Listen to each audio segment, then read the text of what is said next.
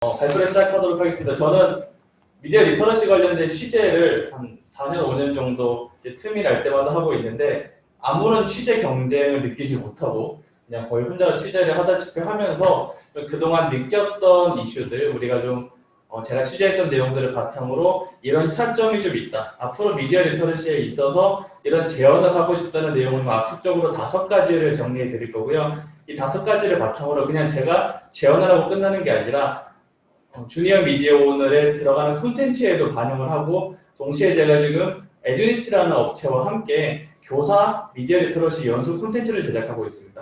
이게 동명의 콘텐츠인데 이 콘텐츠에 반영되는 내용들, 그러니까 주니어 미어와 교사 연수 콘텐츠에 반영되는 내용으로까지 확장할 수 있는 5가지 제언을 소개해 드리려고 합니다. 첫 번째는 팩트체크는 맥가이버가 아니다라는 말씀을 드리고 싶은데요. 요즘 미디어 리터러시의 최대 화두는 가짜뉴스와 팩트체크입니다. 가짜뉴스가 이렇게 사회적으로 심각한 문제를 야기하고 있어. 그래서 우리는 팩트체크가 필요해라고 이제 미디어 리터러시에 많은 붐업이 일어나면서 마치 팩트체크가 곧 미디어 리터러시의 전부인 듯한 좀 왜곡되는 현상들이 좀 벌어지고 있는데요. 예를 들어서 이제 SBS 모비딕이라는 뉴미디어 브랜드에서 언론재단의 후원을 받아서 만든 이제 미디어 리터러시 콘텐츠입니다. 물론 재미도 있고 의미도 있었지만 저는 이 콘텐츠가 미디어 리터러시의 대중화에 기여했다고 생각을 하지만 동시에 좀 문제와 한계도 있다고 생각을 하는데요. 미디어 리터러시에 관련해서 설명을 한다고 하면서 이런 거 보여줍니다. 아프리카의 어떤 데서 이거를 인육으로 이 품절임을 만들어서 판매를 한다 이런 거를 보여주고 사실일까요 아닐까요를 묻게 하고 패널들이 추리를 하고 이건 사실이 아니었습니다. 가짜뉴스였습니다라고 보여주는 방식이거든요. 이게 과연 팩트체크인 건가? 이게 우리가 말하는 미디어 리터러시의 전부인 건가라는 고민이 들게 만들었던 지점이기도 한데 팩트체크의 중요성을 일깨워주고 가짜뉴스의 경각심을 일깨워주는 건 의미가 있지만 동시에 미디어 리터러시에 굉장히 다층적인 접근을 해야 되는데 마치 퀴즈를 푸는 듯한 사실 이거는 미디어 리터러시 역량이 중요한 게 아니라 그냥 이 상식을 아냐 모르냐의 문제를 좀 좁혀질 수가 있거든요. 그런 식으로 왜곡되는 경향이 일단은 있다고 보이고요. 최근에 범정부 차원에서 미디어 리터러시 교육 정책을 발표했는데 가장 많이 부각된 게 팩트체크라는 내용입니다.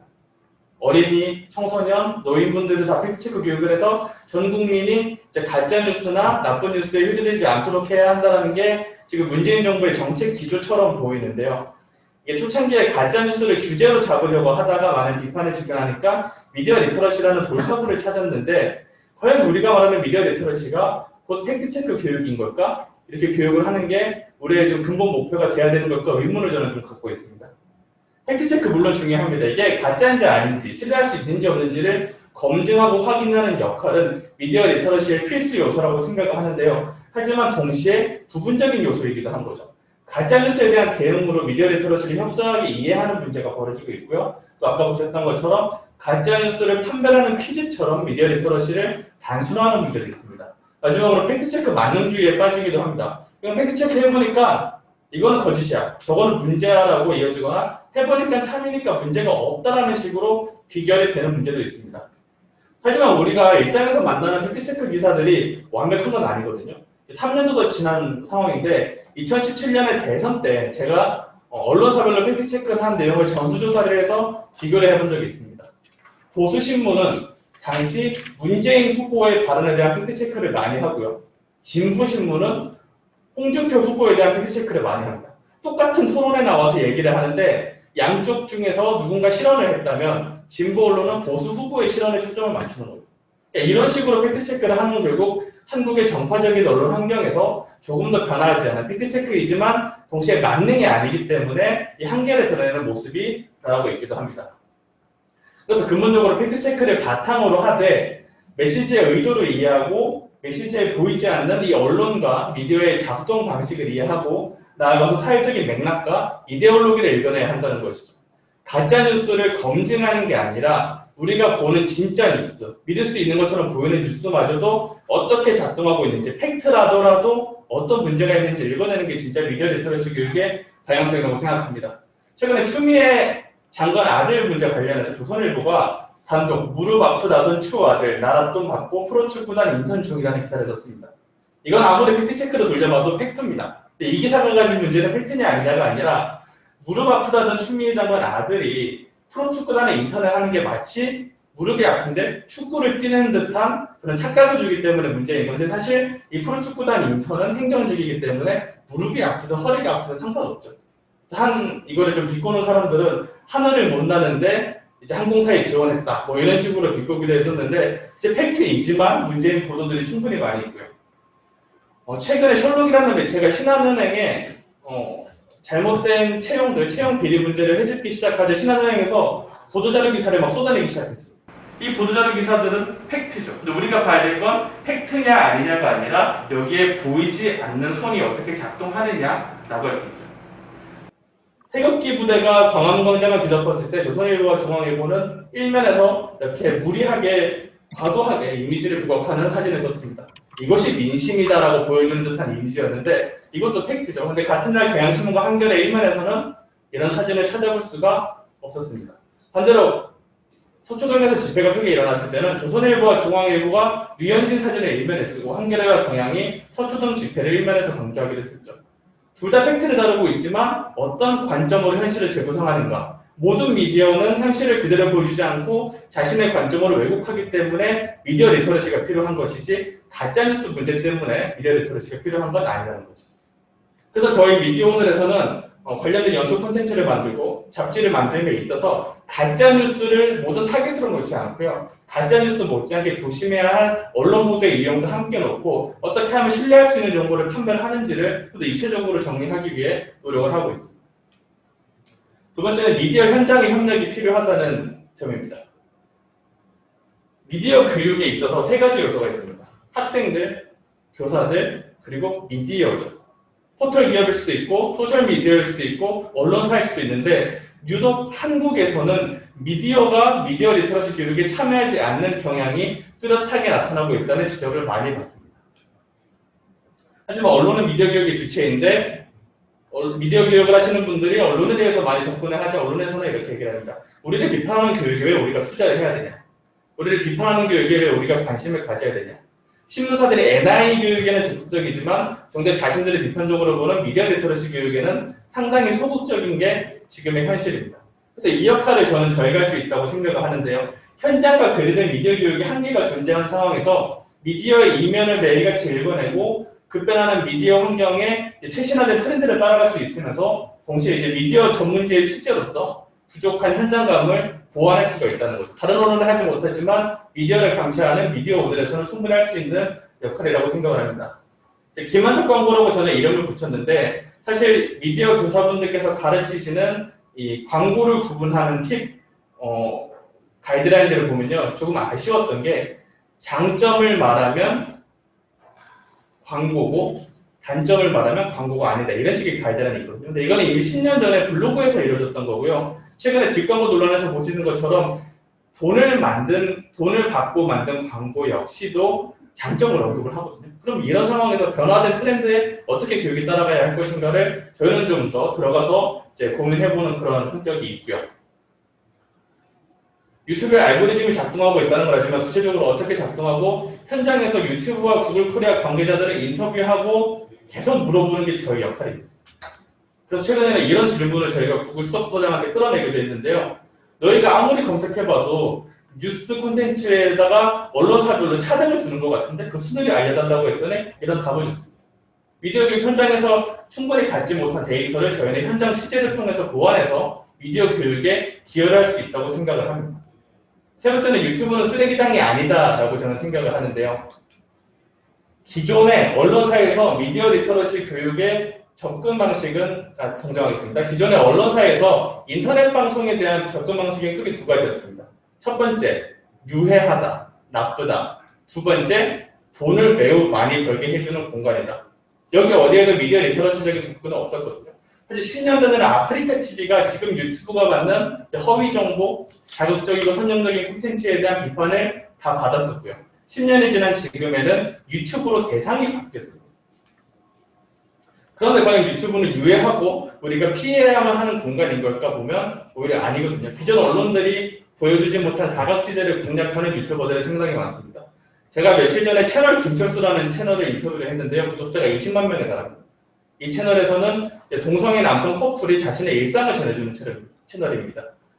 우리가 TV를 보더라도 드라마를 보더라도 동성애 커플의 일상을 보여주는 경우는 없었죠. 근데 유튜브를 통해서 오히려 기성 미디어가 보여주지 않는 현실에 사각지대를 조명하는 경우도 많고요. 굴러라 부르님이라는 유튜버는 지체장애인입니다. 이분은 자신이 장애인으로서 겪었던 고충을 이야기합니다. 왜 장애인들이 TV에 등장하지 못하는가? 왜 나는 학생일 때 재난 대피 훈련을 한 번도 받지 못했을까? 이런 얘기를 하면서 오히려 뉴스보다 더욱 사회적인 메시지를, 더 깊은 메시지를 전달해주고 있고요. 박막내 할머니 같은 경우에도 키오스크 기기를 주문하는 모습을 보여주면서 우리가 노인에 대한 디지털 포용 문제를 접근하게 해줍니다. 이 댓글을 보면 디지털 포용 문제에 대해서 사람들이 되게 많은 고민을 하게 되고 반성을 하게 되고 사회적인 환기를 하게 되는 모습들을 볼 수가 있거든요. 기존의 KBS, MBC, 저희 물론 포함해서 언론사들이 충분히 다뤘던 이슈임에도 독자들에게 울림을 줬던 건 유튜브라고 할 수 있고요. 진용진 씨라는 분은 이미 기자가 아님에도 이분은 언론인으로서 상당히 큰 입지를 굳히고 있다고 생각을 하는데 이분이 보여주는 콘텐츠가 자극적인 것도 있지만 노인 일자리 문제, 버스 기사의 열악한 노동 환경 문제 등을 굉장히 심층적으로 다루면서 사람들의 주목을 끌어내기도 했습니다. 전문가들이 많이 유튜브에 등장하고 있기도 하죠. 의사들이 기자가 의사나 변호사나 판사들의 멘트를 전해주던 시대를 지나서 전문직들이 스스로 유튜브 콘텐츠를 만들고 있기도 하고요. 기존의 미디어가 게이트키핑 권한을 잃어버리면서 수많은 사람들이 자신의 목소리를 내고 또 오히려 전문성 있고 심층적인 메시지가 전달되는 공간으로 유튜브가 분명히 존재하고 있음에도 언론은 여전히 돈을 많이 번다거나 유해한 공간으로서 유튜브를 묘사하고 있는 상황입니다. 그래서 어린이 주니어 미우를 포함해서 앞으로 저희가 계속 드릴 강의에 있어서도 유튜브의 다양한 측면을 이해하도록 하고요. 유튜브를 못 보게 한다고 절대 막혔습니다. 저는 부모님이 어릴 때 게임을 못하게 막았었는데 소리 안 들리게 밤에 몰래 했던 기억가 나거든요. 못 보게 막는 게 아니라 잘 보게 열어놓는 게 오히려 더 필요하다고 생각하고 잘 보게 열어놓기 위해서 부모들이 가져야 할 팁과 노하우에 대해서 저희는 계속 고민을 하겠습니다. 네 번째는 알고리즘 독재 시대에 대한 고민인데요. 강준만 교수께서 알고리즘 독재 시대라는 표현을 쓰더라고요. 기존에는 조선일보와 한겨레가 우리의 여론을 좌우하고 사회적인 관심사를 이끌었다면 지금은 네이버, 다음, 구글, 페이스북, 유튜브 같은 소셜미디어들이 인터넷 기업들이 이들의 알고리즘에 의해서 우리의 의사결정이 되어 있는 그런 상황으로 도래하고 있습니다. 학교에서 강조하는 건 코딩 교육입니다.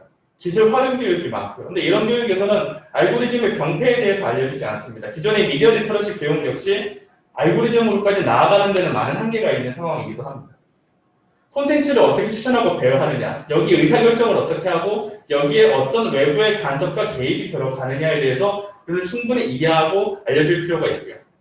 건국대에서 연구를 했더니 똑같은 호텔 예매 서비스에서 두 그룹으로 나눠서 서비스를 이용하도록 했는데 한 그룹에는 이 서비스에 대한 아무런 설명을 하지 않았고요. 두 번째 그룹에는 이 서비스는 여러분의 개인정보 어떤 걸 써서 어떤 알고리즘으로 추천했습니다라고 소개를 했습니다. 그런데 A그룹에는 콘텐츠에 대한 신뢰도가 상당히 높았던 반면에 B그룹, 알고리즘에 대한 설명을 했던 그룹에는 이 서비스에 대한 신뢰도가 상당히 떨어졌다고 합니다. 우리는 알고리즘의 결정인지 모르는 것들을 마주하고 있는데요. 이것이 알고리즘의 결정과 알고리즘의 역할이 있다는 걸 아는 순간 서비스에 대한 의심을 하기 시작한다는 거죠. 이런 걸 적극적으로 알려내는 것이 미디어 리터러시의 역할이라고 생각을 합니다. 그리고 알고리즘의 작동 방식 요소를 이해하게 만들고 알고리즘의 폐단에 의한 고민 역시 우리의 사회적인 논쟁과 토론으로 이어가야 한다고 생각을 합니다. 우리가 알고리즘으로서 유튜브가 그냥 개인 맞춤형 추천이다라는 정도만 인지를 하지만 실제로 유튜브의 서비스를 상세히 보면 어떤 원리로 추천을 하는지 또 어떤 가중치가 들어가는지 이해를 할 수 있거든요. 이런 내용들을 좀 전달해드리면서 보다 실용적인 교육을 하기도 할 거고요.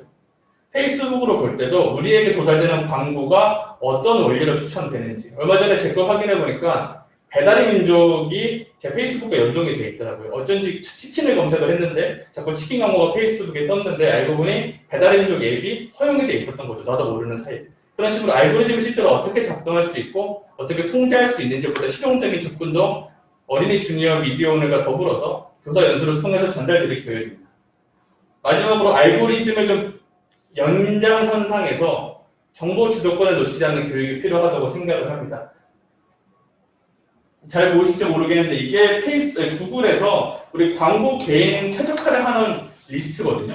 그러니까 우리를 프로파일링 해놓은 데이터라고 할 수 있는데 이게 60명 중에 1명만 이런 기능이 있는지 알고 있었다고 합니다. 구글은 우리도 모르는 사이에 우리가 검색했던 내역, 우리가 봤던 영상을 바탕으로 내 나이가 어떻게 되고 배우자가 있고 연애를 하고 있고 어떤 취미가 있고 돈은 얼마나 벌고 이제 집은 어디에 있는지 내 소득은 어느 수준인 것까지 추측을 하고 있습니다. 물론 아직 완벽한 수준은 아니긴 합니다만 점점 기술이 발전하면 이 프로파일링의 위력이 점점 더 강해지겠죠. 우리가 이런 기능들을 확인하고 어떻게 통제할 수 있는가 역시 기술적으로 접근하고 나아가서 좀 사회적인 논의로까지 이어져야 할 부분이라고 생각을 합니다. 우리의 개인정보는 상품이 아니다, 권리다라는 말이 있는데요. 브루스 슈나이어라는 정보인권 전문가가 했던 말입니다. 정보인권의 가치를 기존의 민주시민교육 영역에서든 미디어 리터러시 교육에서든 좀 더 확장해서 접근해 볼 필요가 있습니다. 실제로 많은 사람들이 안 쓰고 있지만 활동을 제어할 수 있는 많은 기능들을 저희가 소개를 드릴 거고요. 이치 권리에 대한 고민도 필요하죠. 지금 아까도 말씀 주셨지만 어린이 청소년들이 유튜버로서 많은 활동을 하고 있는 상황입니다. 이분들이 지금 하고 있는 활동들이 남기는 메시지가 과연 이들에게 독이 되지 않을 수 있을까요? 그것이 알고 싶다를 포함해서 아동 어린이 청소년들의 인권 문제에 많은 관심을 가졌는데요. 저희는 이치 권리 문제와도 좀 연계해서 생각해 볼 지점이 있다고 생각을 합니다.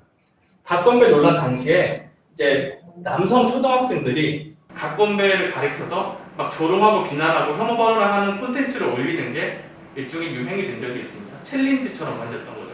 이 조회수들이 좀 무의미한 수준이긴 하지만 저는 이 아이들이 만약에 성인이 됐을 때 본인의 생각이 이전과 달라졌을 때 이런 콘텐츠들이 본인들에게 독이 될 수 있다고 생각을 하거든요.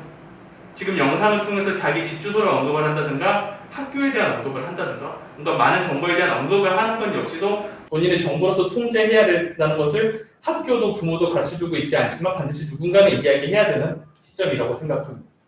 디지털 개인정보 보호를 위해서 좀 더 실용적이고 다층적인 체크리스트 준비를 해서 연수 콘텐츠 때 설명을 드리고 나아가서 잡지에서도 담아낼 계획입니다. 저 연수를 잠깐 소개해 드리자면 총 15개의 강의로 구성이 되어 있고요.